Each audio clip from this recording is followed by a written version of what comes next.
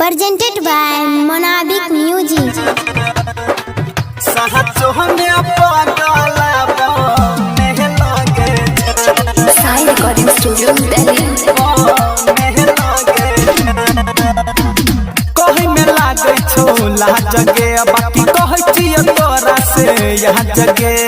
कहे चिया तोरा से यहाँ जगे कहीं में लागे छोला जगे बाकी कहे चिया तोरा से यहाँ जगे कहे चिया तोरा से हमारा कोने लही दोसर के हंसे लगे जा हमारा कोने लही दोसर के हंसे लगे जा पगला पगला कही रही प्यार से हमारा गे साचो में पगला बने लगे जान पगला पगला कही रही प्यार से हमारा गे साचो में पगला बने लगे जान साचो में पगला